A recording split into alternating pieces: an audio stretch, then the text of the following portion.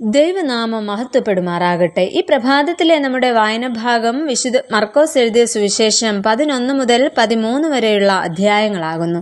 ഇന്നത്തെ ചിന്തയ്ക്കായി അപ്പോസ്തലന്മാരുടെ പ്രവൃത്തികൾ 9-ാം അധ്യായം 22-ാം വാക്യം. ശൗലോ മേൽക്കുമേൽ ശക്തി പ്രാപിച്ചു. ആദിമ ക്രൈസ്തവ സഭയുടെ ചരിത്രത്തിൽ ഏറെ പ്രാധാന്യം വഹിച്ച ഒരു വ്യക്തിയാണ് വിശുദ്ധ പൗലോസ്. യേശു കർത്താവിന്റെ 12 അപ്പോസ്തലന്മാരിൽ ഉൾപ്പെട്ട വ്യക്തി അല്ലായിരുന്നു എങ്കിലും സുവിശേഷ പ്രയത്നത്തിൽ ഏറെ വ്യക്തിമുദ്ര പതിപ്പിച്ച അതിശ്രേഷ്ഠനായ അപ്പോസ്തലനായിരുന്നു വിശുദ്ധ പൗലോസ്. പൗലോസ് എന്ന പേരിന്റെ അർത്ഥം ചെറിയവൻ എന്നാണ്. പൗലോസ് എന്ന പേരിന്റെ യഹൂദ നാമമായിരുന്നു ശൗൽ എന്നത്. പൗലോസിന്റെ പിതാവ് ഒരു പരീശനും വ്യാപാര സംബന്ധമായ ആവശ്യങ്ങൾക്കായി ഗലീലയിൽ നിന്ന് തർസോസിലേക്ക് കുടിയേറിപ്പാർത്ത വ്യക്തിയുമായിരുന്നു എന്ന് ചരിത്രകാരന്മാർ അഭിപ്രായപ്പെടുന്നു. മെഡിറ്ററേനിയൻ കടലിന്റെ വടക്കു കിഴക്കേ തീരത്ത് ഏഷ്യ മൈനറിലെ ഒരു റോമൻ പ്രൊവിൻസ് ആയ കിലിക്കയിൽ തർസോസ് എന്ന പ്രസിദ്ധ നഗരത്തിൽ ജനിച്ച പൗലോസിന് ദൈവിക രക്ഷണ്യ പദ്ധതിയുടെ ഭാഗമായി തീരുവാൻ സാധിച്ചു. പൗലോസിനെ കുറിച്ച് അല്പമായി മനസ്സിലാക്കുവാനായിട്ട് ശ്രമിക്കാം. ഒന്നാമതായിട്ട് വിദ്യാഭ്യാസവും വളർച്ചയും. യഹൂദ ബാലന്മാരെ 6-ാമത്തെ വയസ്സ് മുതൽ സിനഗോഗിൽ അയച്ച് പഠിപ്പിക്കുക പതിവായിരുന്നു. അങ്ങനെ 6 വയസ്സിൽ തുടങ്ങുന്ന വിദ്യാഭ്യാസം 12 വയസ്സ് തികയുമ്പോൾ അവസാനിക്കുകയും ന്യായപ്രമാണത്തിന്റെ പുത്രൻ എന്ന പേര് അതോടുകൂടി ലഭിക്കുകയും ചെയ്യുന്നു.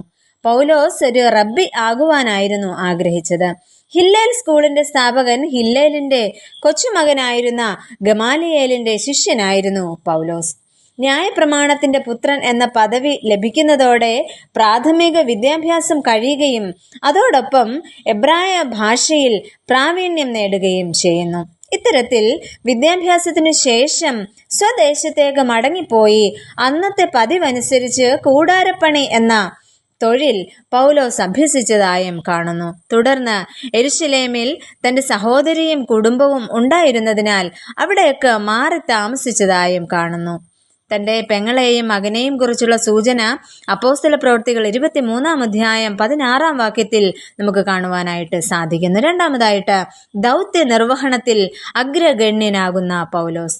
ക്രിസ്ത്യാനികളെ ദ്രോഹിച്ചു നടന്ന വ്യക്തിക്ക് ലഭിച്ചത് ക്രിസ്തുവിൽ എല്ലാവരെയും അംഗീകരിക്കുവാനുള്ള ഒരു നിയോഗമാണ്.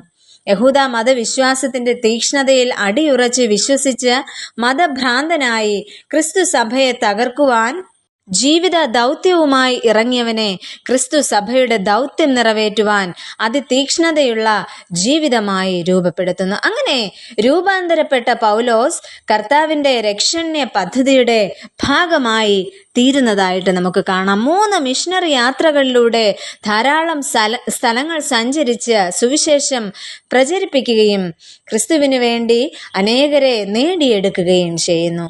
ശാരീരികമായ അനാരോഗ്യം വകവെക്കാതെ ക്രിസ്തുവിന്റെ ധീരനായ ഒരു പോരാളിയായി തീരുന്നു. യാത്രയിൽ ധാരാളം ആപത്തുകൾ നേരിടേണ്ടി വരുന്നു. സുവിശേഷത്തിനായി ജീവൻ അപകടത്തിലാകുന്ന സാഹചര്യങ്ങൾ വരെ ഉണ്ടാകുന്നു. എന്നാൽ അവയെല്ലാം തരണം ചെയ്യുവാനായിട്ട് പൗലോസിന് സാധിച്ചു. പുതിയ നിയമത്തിലെ ലേഖനങ്ങളിൽ ഏറിയ പങ്കും പൗലോസിന്റെ സംഭാവനയാണ്. മാത്രമല്ല അപ്പോസ്തലന്മാരുടെ പ്രവൃത്തികളിൽ പകുതിയിലധികവും വിവരിക്കുന്നത് പൗലോസിന്റെ ജീവിതവും മിഷണറി പ്രവർത്തനങ്ങളെക്കുറിച്ചുമാണ്.